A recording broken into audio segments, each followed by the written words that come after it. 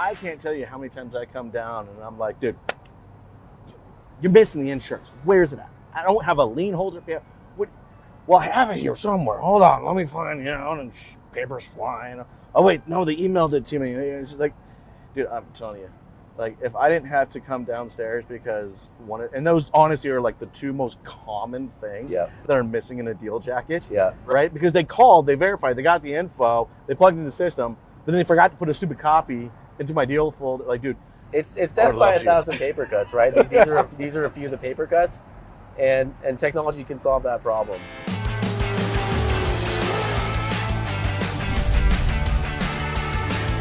Hey, what's going on, Podcast Nation? It is Jason Harris here, and thank you for joining me on another episode of The Drive. And I am here in sunny Las Vegas, Nevada, doing some really cool podcasts with some really cool people. In fact, I got an amazing guest with me. All right, I have the one, the only, the oh-so-famous. He paid me to say that. No, I'm just kidding, guys. He did. I have Tolga with me on Canopy Connect. What's up, man? How you doing?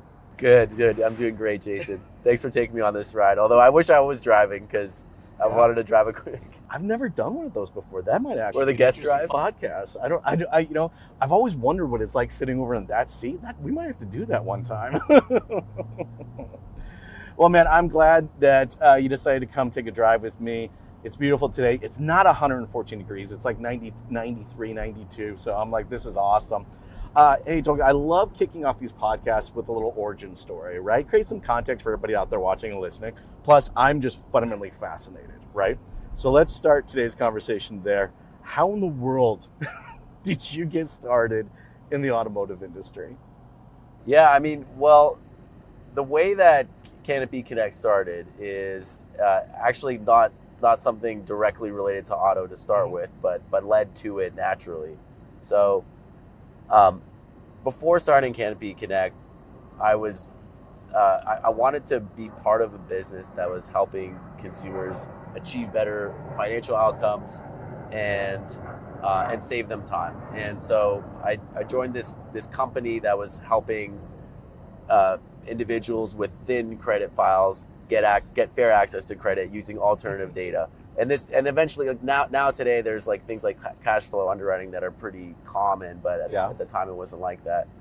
And I love being a part of that because it was, like the consumer in the driver's seat getting to, deciding, I want to work with this business and I'm going to share my information with this business. And we would come in, go and get the data, help the business underwrite the individual and get them fair access to credit. Yeah. I just fell in love with the idea that you could build a business where you're helping consumers gain value and convenience from their own information. And helping businesses create those relationships. Yeah, and helping businesses serve customers with that information, but putting in the consumer in the driver's seat to share their information with the business that they want to work with, and so I was exploring that space prior to starting this company, and I had a random conversation with an insurance agent who was telling me that she would ask people their insurance details on the phone so that she could try to save them money on insurance or get them better insurance coverage, and nobody knew where to find their insurance details or what they had. I probably couldn't even tell you. I'd probably call my wife. Nobody knows their insurance details. Nobody knows where to find it. Even insurance agents don't know their own insurance details. And so she would be asking people over the phone for their insurance details, and about half of them would they would never talk to her again because they're like, I don't know. I don't have that. I don't know my VIN number. I don't know my annual mileage. I don't know my premiums, limits, deductibles. Let me get back to you later. And they would just never get back to her. Sure. So she told me that she was starting to drive to people's houses and show them how to log into their online insurance accounts. Oh my gosh. And because that's where their data lived. And then she would, download their insurance details and drive back to her office, type it all in and help them get, save some money on their car insurance. And I was like, that's crazy that you're doing that. Like, people are connecting their bank accounts to different apps like Venmo and PayPal and that had become pretty popular. I was using it, to connect my bank accounts to Robinhood and things like that, right? Yeah, for sure. We all done it at some point, right? Totally, yeah. And so it's like, okay, well, if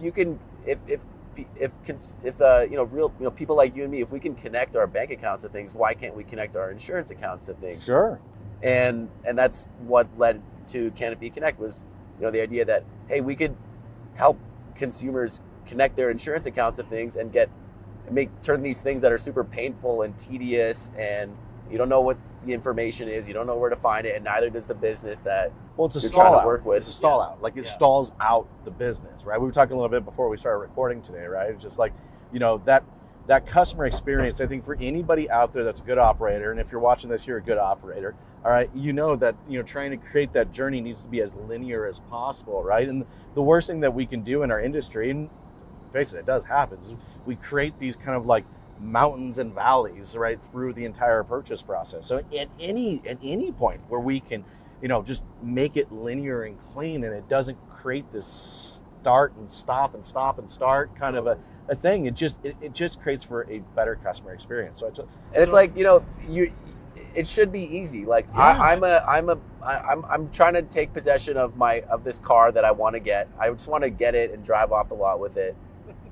I want to share the information that I need to get that done. The business I'm talking to, the dealership, they need that information. Yeah. This should be easy, because the consent is there, the desire is there, the intent is there. So it's really just a technology problem. And so it is a technology problem. But if you don't have the people in the process in place, then the technology doesn't really ever make any difference, right? So I'm 100% with you on that. And you're totally right. I mean, it just, like, when me as a consumer, when I say yes, I would like to buy it, I mean, what do you think? I mean, come on, we're consumers in the era of Amazon. Right, exactly. Like, what is our expectation? One-click checkout. I'm buying this, right? Yeah. No, here's the odd one. Whoa, hold on. All right, there's about 13 things I need to verify before we can do that. This is going to take 3 hours. You're like, oh my gosh. Now I understand why people don't enjoy buying cars, right? Anyway, sorry, go ahead. No, 100%. Things take, everybody just wants to drive that vehicle off the lot, and it takes a lot of time to do that. And that's because there's process in the background that needs to happen, not all of which is immediately apparent to the consumer, or sometimes even apparent to the dealer, right? Yeah. I mean, it's a great kickoff to kind of our first topic today, right? We want to talk about insurance verification and how it slows down that sales process. We've already hinted at it a little bit, but I mean, you guys see it all the time. That's your business, right? You guys. So, what I'm curious, because you see this as a big problem in the industry. Give me some examples of how this plays out. Yeah. So, you're at the dealership, you're trying to buy a car, and in order to take possession of that vehicle, you're going to need to provide proof of insurance, verification of insurance, and it's going to be, you need to have an active policy. It needs to have certain coverages on there. Most vehicles are financed, so the lien holder's got to be correct. And getting to that end state where you have a policy that meets the dealer's requirements, lender's requirements, and has the right information on it, it tends to be a lot of back and forth for the dealer and for the consumer. Like most people come in, they already have some kind of insurance, but they got to go and get the vehicle added to their policy, or they got to get a new auto policy. That takes a bunch of phone calls. The lien holder information got to be updated. It's phone calls or text messages back and forth. I mean, one of the things that I hear, because I sit on a couple different compliancy boards, right?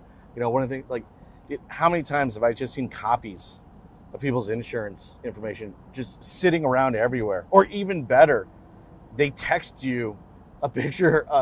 Right. I don't think this is real PI data. Totally. Like it needs to be transmitted in a. I'm sorry. Anyways, go ahead. No, you're right. Yeah, totally. I wasn't even gonna go down that rabbit hole, but that is a totally legit rabbit hole. It's like, with the FTC safeguards rules, that information needs to be secure, protected. It can't be living on, your mobile phone. Yep. You can't be having scans lying around the office. Yep. Like that just doesn't fly anymore. And so, moving this to a technology solution means that you get all of the above. So, this happens quickly, efficiently. You don't need to spend time going back and forth, making phone calls, waiting on hold, waiting till the agent comes into the office the next day. You don't need to make your car buyer struggle with this. It can just be a couple clicks, done in 20 to 30 seconds, and it's just done. You don't need to think about it. And technology has solved that now. Because I can't tell you how many deals I stalled out because the customer just didn't have the information. Right. In fact, I can tell you where I lost some because the deal because the stalling of that created that extra time where maybe a little bit of buyer's remorse set in, and they're like, oh well, you know what? I contacted my insurance and I found out my insurance is actually going to go up, and I'm like, oh crap, are you serious? Any gap in continuity of that process just being smooth, beginning to end, that creates an opportunity, so that you might lose business. It just doesn't need to be that way.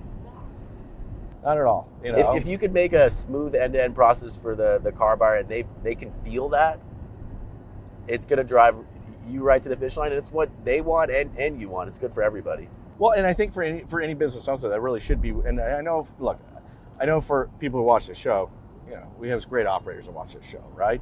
But we all know that as an operator, all right, that the experience, the entire purchase, experience is made and broken by sometimes the littlest of things, and it's usually a little thing, but it's a little thing that causes a very large start-stop gap in being a linear process, and it can just really mess people up. All right, now let's talk about because I'm sure you've seen some great examples of how this, how this helps in that process and keeping it linear, and how that benefits some dealerships. Yeah, totally. Yeah, exactly. So the way that this works is that you have a QR code at your dealership. We generate these QR codes for you, or we have links as well that you can send out in a text message or an email or put on your website. And let's say the QR code example, the car buyers. By the way, I love the QR code. Yeah. I know I like finding rabbit holes, dude. I seriously thought that technology was dead. Yeah, I know. I thought it was gone, dead. We were never going to see it again, and then a pandemic happened. Yeah, exactly. Right. And every single human in the world has scanned a QR code at some point. It was totally no. It's true. It's true. It's big. It's been big in Asia for a while, I guess, but in the West, it took COVID for it to really take off. Yeah. But the point isn't the QR code. It's just that it meets the car buyer wherever they are. So if they want to scan the QR code because it's right in front of them, they can do that, or they can open a link in a text message or an email, or they can go to the dealer's website. But they end up on this screen where they just select their insurance provider and they log in just like they would log into their online insurance account, or they can scan their auto ID card, and in 20 to 30 seconds they're done, because that all they got to do is provide those two bits of information, like the carrier and either their online login, or they scan the auto ID card, or provide a policy number. We go in the background, we connect directly to the source of truth, the insurance carrier system of record. We verify their insurance, we return back the insurance profile, and we run the checks so that you know that the car is good to go.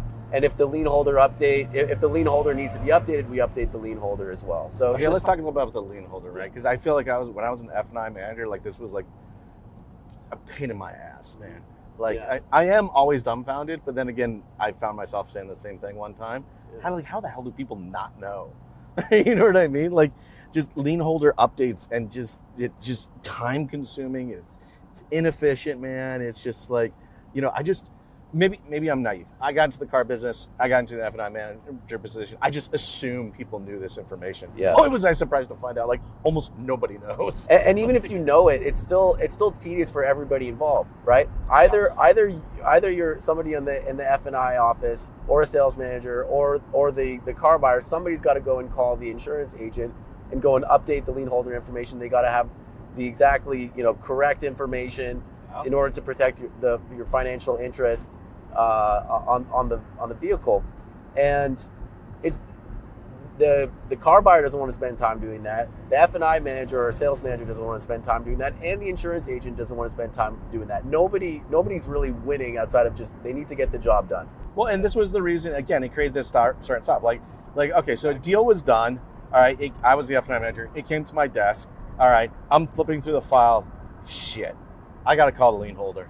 I got to call and figure out where this is, right? So again, it creates this start and stop. Like it took me 15 minutes to get all the info I needed, so then I could bring the customer in and continue. And that is just, again, it's a sucky experience. And again, I mean, look, you're a consumer, I'm a consumer. We don't buy shit like that anywhere else. Exactly. Like, anyways, I'm sorry. And it doesn't need to be that way. So, the way that this technology works is that in that same 20 to 30 second process, not only can we connect to the insurance account, verify the insurance details, run the checks so that the policy is compliant, but if the lien holder needs updating, that also happens in that 20, 30 second process, and you're done. So you just don't have to think about it anymore. You don't need to call the agent and potentially wait on hold, wait till they're back in the office. Neither does your car buyer. It's just touchless. Yeah. Now I got a question, because I love asking this question, by the way. All right. What was the last car you bought? How'd the experience go? Kind of walk me through. Okay, so I feel like I'm going to get roasted by some of your viewers, but okay, this is awesome. I love this. All right, let's do it. It's a Subaru Crosstrek. Because I had a young. We were about to have our first kid, and we needed to get a vehicle for that. And my wife has always wanted a Subaru, and it was guaranteed that one of the vehicles we would have would be a Subaru. So I was like, all right, fine, we'll get it. And it's actually a fine car. So. It is. You just can't tell anybody in the industry you own it. No, I'm just messing with you. It is. In fact, my sister owns one, so it's fine. No, it's actually a great car. But it was inevitable that one of our cars would be that. So we're like, all right, let's get. And we need a car because at the time my wife was heavily pregnant. We were about to have our first kid, and you can't Uber anymore when you have a young baby. So tell me about the experience, man. How was it? Did you walk straight in? Did you submit a lead? Like, walk me through it. Yeah, it was a little bit of a tedious process, to be honest. Yeah. It wasn't too bad, but getting the financing done took a lot longer than I thought it would. There was a lot of waiting around in the dealership, just to get options back. I got a solution. No, I'm just I did. I did. Of course you did. Yeah. It's like, I can verify my insurance right here. Then getting the actual auto insurance for the car actually took a long time too, because I live in California, and at the time a lot of carriers had moved out of California, so it was actually hard to even get. It took me like a couple hours to get auto insurance in place. At the time I had no auto insurance, and so because I didn't have a vehicle, and so that took a while. And then to take possession of the car, I needed to submit proof of insurance. So got the insurance and eventually, manually submitted it over an email. But then they're going in and checking that, and they're going and making the phone calls to the insurance agent to go and verify that information. So both the placing of the insurance and the phone calls, like none of that actually needed to happen. All of that, those phone calls, those emails, all that time kind of going back and forth. I mean, what would you say time-wise? Like between your time and their time, all counting, what do you think it was? At least on the very low end, what I can distinctly remember is at least spending probably 4 hours of just process time, 3-4 hours. Yeah, for sure. Now, okay. You end up staying, and we're there at the dealership with like our at the time I think our daughter was just a few months old, so she's we're also like we can't be hanging out at the dealership all day either, so she's in her little in the baby carrier thing, and so yeah, time was of the essence. Look, I bring this up because this is not almost everybody I talk to who buys a car, like a consumer. Yeah. And I just did it myself recently, the exact same thing, right? Like I just brought a new Silverado, I could have easily just called Bill or John or Susan, and just said, hey guys, I need a new truck, okay, I got one, come pick it up, like it would have been, but no, I always put myself into the shoes, the consumer's shoes, right? Yeah. And I make myself do it. I'm like, God, but man, I tell you, every time I do it, I go, why the hell did I do this? I should have just called Bob, but it is, man. It's just time. It's just, and look, and I think as dealers and operators out, the guys who are watching, you guys are watching, listening to this, it's your responsibility, to cut this down. There is look, I can buy a house faster than that. In fact, actually, I think I remember the signing of my house took less than an hour. Isn't that crazy? Yeah, exactly. Getting a mortgage is also a painful process, but getting a car shouldn't be about as painful. I want to talk a little bit about automation, because I love talking about automation, right? And it's just there is a kind of a lack of that, right, in the insurance verification part. And you guys do kind of solve that in a pretty cool and unique way. So I wanted to dive a little bit into that, before we finish off today. Yeah, for sure. The way that we think about what we do is we go and connect to the best source of truth for the insurance information, and in the best converting way, meaning like with the least input, the easiest experience for the car buyer or the F&I manager at the dealership. And then we go and plug that information into the workflow to get the job done. So, what that means is not just going and connecting the information and checking it, but also getting it to where it needs to go in your tool. So into the DMS, into the CRM, into the places where you need the information to go, so that you're not spending time doing any data entry. Flashing upload and maybe accidentally uploading the wrong file that you had saved in your downloads with 2,000 other downloads you had from other customers. Yeah. I mean, it's 2025. We shouldn't be spending our time doing those things. You guys have better ways to spend your time, Spend more time with the customer, spend time building the relationship, understanding their needs, not copying and pasting and downloading and uploading. That shouldn't be something that people are spending time. Well, and I will have to say, okay, so a lot of you guys know, because if you listen to the podcast, I've spent time in a lot of different roles inside the dealership intentionally, because ultimately I want to own my own dealership. So I spend time as a controller. I'm gonna tell you right now, as a controller, I love everything about what's going on over here, right? Because as a controller, man, how often the shit's just not where it's supposed to be, right? Yeah. Like, I can't tell you how many times I come down and I'm like, dude, you're missing the insurance. Where's it at? I don't have a lien holder.